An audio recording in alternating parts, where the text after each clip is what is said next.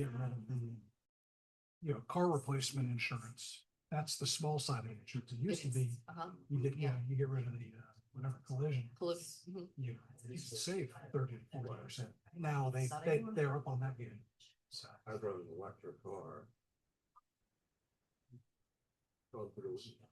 Yeah, that's the Teslas, because we don't do Teslas. Yeah, that's ridiculous. So I called USAA, because USAA is supposed to be super cheap. Yeah, Military. right. And, You're they're nice. the that was not cheapest. my experience. Makes it easy. Well, they're the cheapest, because we shopped around. They're the least expensive. And I said, what is going on? Why is everything so much more expensive? And they said, well, technology and cars. It's more expensive to repair that. Because now people getting fender benders, instead of just repairing fender, we're repairing cameras, we're repairing electrical systems, blah, blah, blah. And so that's more expensive. Cell phones and distracted drivers. There are more accidents happening. Because of that. So the risk is higher. And there's more drivers on the road too. So all of it adds up. But the more driver on the road, then I said, that seems kind of like a BS excuse. And I was very clear about that one. Then I said, because that means that you have more people paying insurance. So I'm not really sure what the USA was great for me. But when we started adding the children, Italy, that was, they were, order probably. Yeah, I mean, I use a company called Acuity, and I've never had to put them to the test. I go through a broker, and I'll happily give you their name. But like, I love the ability to use USA. But yeah, I used to look at emergency. The house. They're amazing. Yeah, and we have everything with USA. So I think that we get like discounts because we're like home insurance, life insurance, this insurance, that insurance. If you can insure it, we can insure it. So, and that's what they'll tell you. They'll like, look at, if you just do this, like, you're sure. And I'm like, this is a Costco wedding. Okay, so it's not worth so much. So it's the OG. It is. It's what Lawrence could afford. And so, and I love it. I will never get another one. But he's like, well, if you insure it, then you get to add that on, and then that puts you at this level, and then we can like knock out this much. I'm like, do it. Give me my $10 a month, like $6 a month jewelry insurance. I'll spend 10 to make 20 any day. We gotta get started.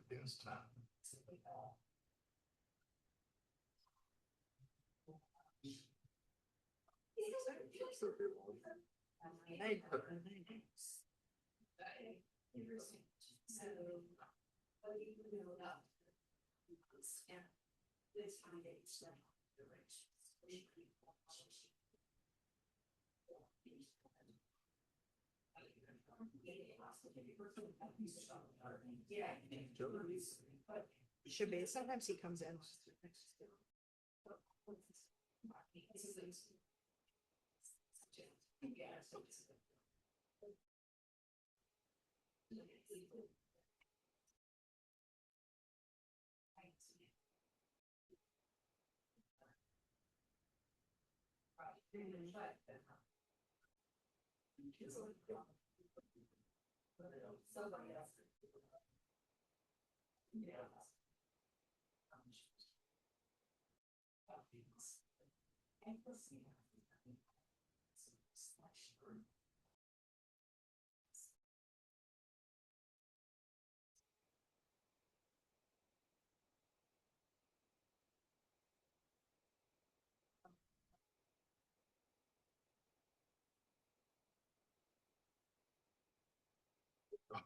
Richard, it was fine without you.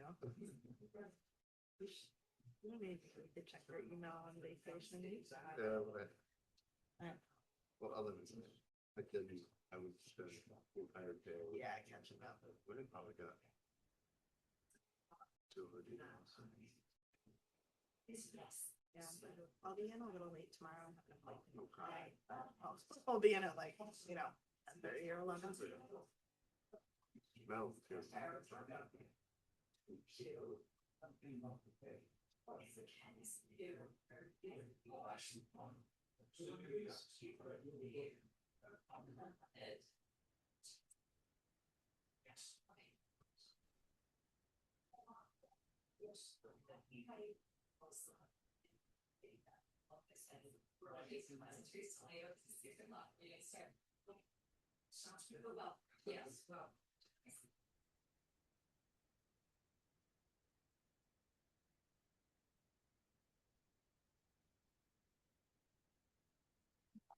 Okay, good evening, everyone. Thank you for joining us tonight for the August Zoning Board of Appeals meeting. I am calling this meeting to order officially, and it looks like we have our two new members, Thomas and Ken. We are missing Joe and Ryan. So we've got 1, 2, 3, 4, 5. We still have a quorum. Okay. Did our returning members have a chance to read the minutes from the July meeting? And if so, is there a motion to approve them? I'll make a motion to approve the July minutes as submitted. I'll second. Okay, thank you. All those in favor? Okay, our minutes are approved from the July meeting. Thank you. Any organizational items before I read the preamble? All right, let's get into the preamble then. The Zoning Board of Appeals is charged with the responsibility of granting variances to ordinance requirements after determining whether there exists an undue hardship upon an applicant. In determining whether or not to grant a variance, the board shall apply the criteria specified in the City Code of Ordinances to the facts of each case. The Zoning Board of Appeals does not create zoning, nor can it change zoning. Matters brought before the Zoning Board of Appeals are to be concerned only with variances from requirements of the zoning ordinance, sign ordinance, and development and environmental ordinance. The board has no authority to grant variances for use, density, or height. Further, the board hears cases requesting an appeal to a staff interpretation or decision on these same ordinances. Final decisions of the Zoning Board of Appeals may be appealed by petitioning the Superior Court of DeKalb County within 30 days after the decision is rendered. And with that, I will turn it over to staff to present our new business, please. Good evening, everyone. So we have one case before you all this evening. It's ZBA 26-03. The homeowners at 1814 Village Mill Road are requesting a variance from Chapter 16, Section 78 to allow a retaining wall to encroach into the 75-foot stream buffer. All right, so the site plan is over on the right, and so you can see the stream buffer shaded in blue and the retaining wall in question in red, drawn as a line. The existing conditions are shown in the photos to the left. So the lot's zoned R100, it's 0.67 acres, currently developed with a single family home built in 1969. A stream runs along the eastern property line, and the east side of the property is subject to both the 25-foot state buffer and the 75-foot stream buffer. As a reminder and a refresher, the 25-foot state buffer is, like its name, administered by the state, and then the 75-foot buffer is the city's buffer as a whole. It also encompasses the 25-foot state buffer, so we sometimes work together on these matters. There's a steep slope on the east side of the property leading down to the creek. So most of the properties or improvements are located within the 75-foot stream buffer, including a portion of the house and driveway, and several retaining walls that were constructed prior to the city's establishment. In 2024, without permits, the applicant constructed an additional retaining wall within the 25-foot state buffer and the 75-foot stream buffer, prompting a stream buffer variance request from the city of Dunwoody. For the portion within the 25-foot state buffer, once the variance is approved, the EPD will issue a consent order. That's the standard procedure in these sorts of situations. So in the photos to the left, you can see the retaining wall, as well as the photo at the bottom middle shows the backyard right near the retaining wall.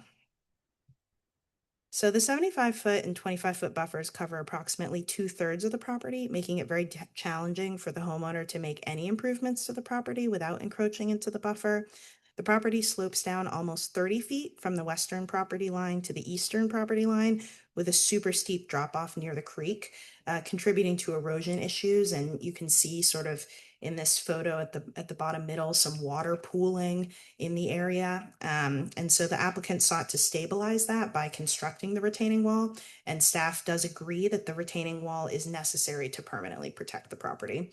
Due to both the stream buffer and the steep topographic conditions, there's no reasonable opportunity for the property owner to build the wall outside the buffer. That's where it needs to be. And granting the variance is not a special privilege, as retaining walls are a common improvement for properties with steep slopes. As a maximum of 4 feet tall, the retaining wall is a relatively minor improvement, and it was built to connect with an already existing retaining wall, and so constitutes only a small impervious surface increase within the stream buffer. Staff thus finds that the project does not go beyond the minimum necessary to afford relief, and that the strict interpretation of the code could cause hardship for the owner by preventing reasonable use of their property. Overall, the requested variance will be consistent with the spirit and purpose of the zoning ordinance and the comprehensive plan. Therefore, staff is recommending approval of the variance, subject to one condition here, and that's conditioning them to the submitted site plan. That's because the retaining wall is already constructed, so just sort of wrapping it up there. I'm available for any questions. Okay, thank you. Does the board have any questions for staff right now? Okay, I had one quick question. The original wall, was that built in 1998? There's a couple of walls on the property. I'm not sure exactly which one when the wall that it connects into was built. The applicant, I think, could probably Okay, give you a more I'll wait to thorough ask. All right, thank you. Okay, and with that, would the applicant like to come up and present your case? And if you could please state your name and your address.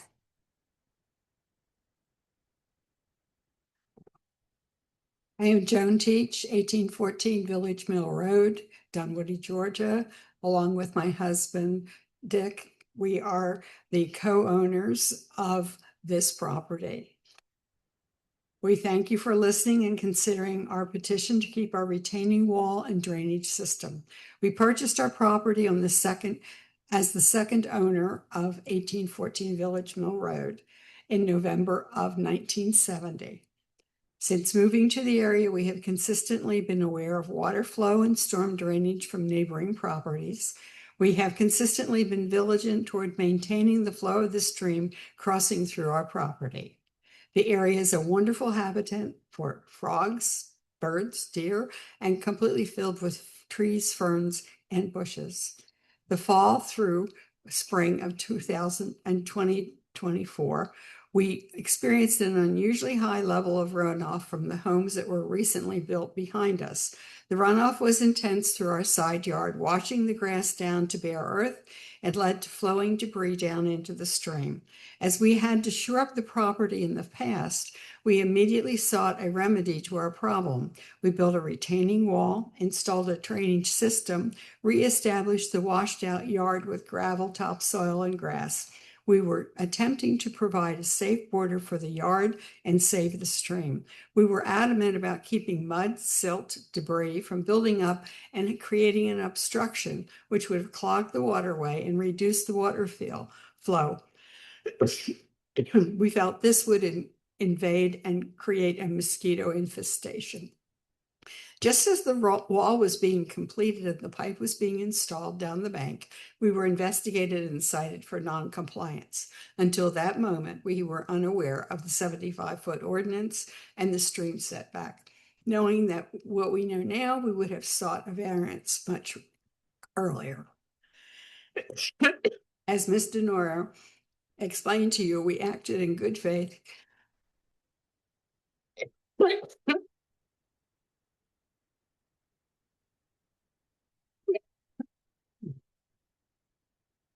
I think it's called allergies living in Dunwoody.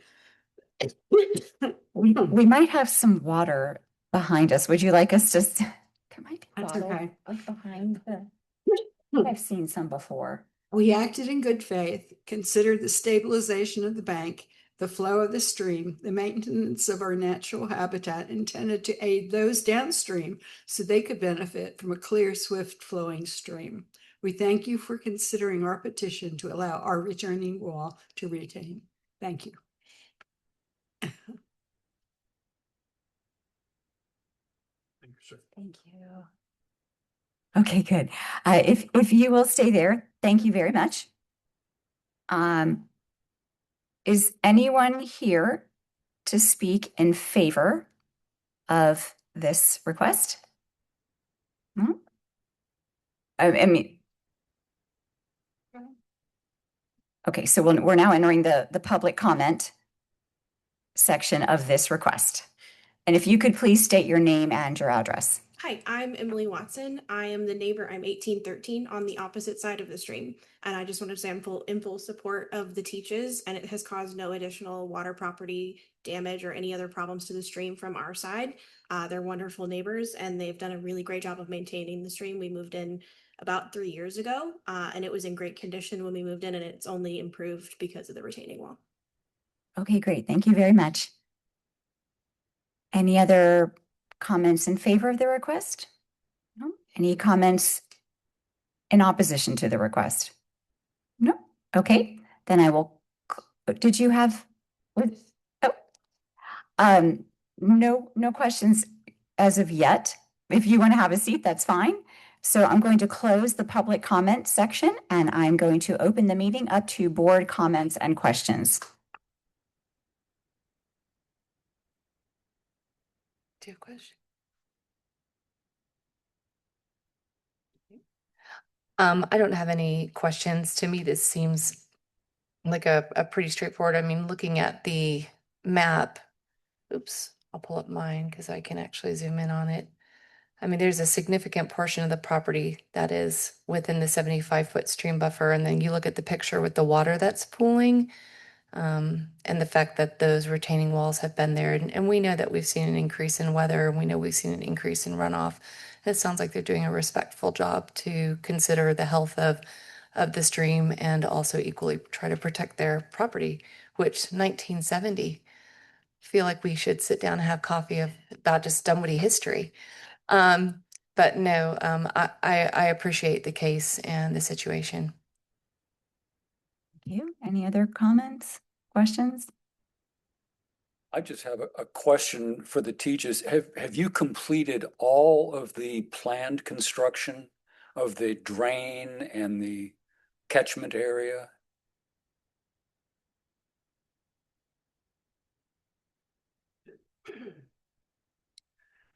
The buffer wall is in, the drainage mechanism is in, the pipe is halfway down to the stream. And since you're talking 17 feet, it still has a ways to go.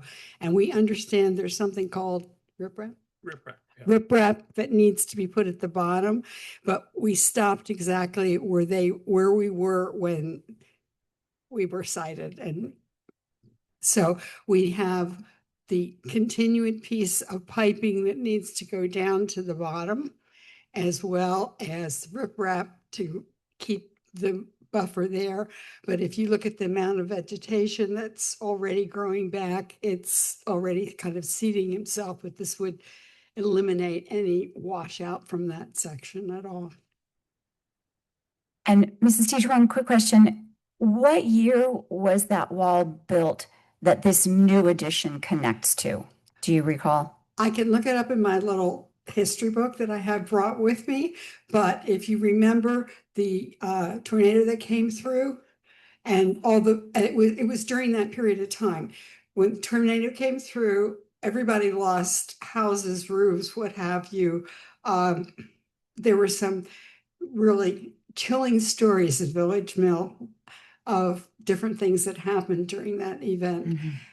And we had a lot of trees that were becoming unrooted because of the slope and the washout and all of that. And that was when we built the retaining wall, the first piece of it, that this attaches to. That first piece was built during that reconstruction period, again, before Dunwoody was a city. But during that reconstruction period, that piece was built so that we could again, and we posted and pulled up some of the trees to shore them back and make them more stable. But that wall was necessary there so that the next big storm, we didn't have everything down in the creek. Okay, thank you. So 1998, Yeah. approximately. Mm-hmm. Okay, thank you. And that makes sense that back then, without the city of Dunwoody even existing, there were no stream buffer rules, no. No, in fact, They're the state, but when we put the first shoring out, if you come down Village Mill, the new properties all built in 1969, 70, 71, 72. That's when all that area was put up by the Cowart Company. The water would come down Village Mill, and we're on the cul-de-sac, and there is a storm drainage. However, like a lot of storm drainages, all the water didn't go in the storm drainage. The other part of it went across our front yard. So that was the first piece that we built. And we said something to the county about it, and they said, it's your property, fix it. That was our beginning. Okay, thank Sure. you. Mhm. Thank you. Erica, I agree with everything that you said to identify the nuances of this case and validate why a variance is justified. So thank you. Any other board comments? No, but I'd like to make a motion. I move to approve the request for a variance from Chapter 16, Section 678 to allow a retaining wall to encroach into the 75-foot stream buffer subject to the following conditions. Construction must be in substantial compliance with the submitted site plan prepared by Georgia Land Surveying Company and dated 10/29/24, and that is on Appendix A. All right, thank you. We have a motion. Do I have a second? I'll second that. Okay, we have a second. All those in favor? Okay, well, that passes unanimously. Thank you. And congratulations. Thank you for putting together such a concise and detailed summary for us of the history of this case. Thank you for also maintaining your property. Okay. Is there any other business for tonight? No.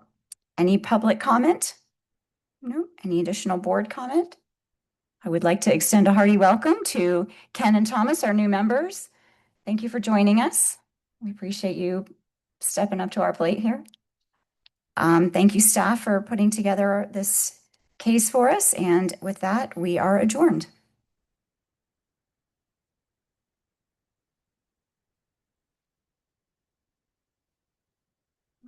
Personal privilege. I would like to thank Ms. DeNoro for all the time that she spent on the phone, face to face, and she is one wonderful employee.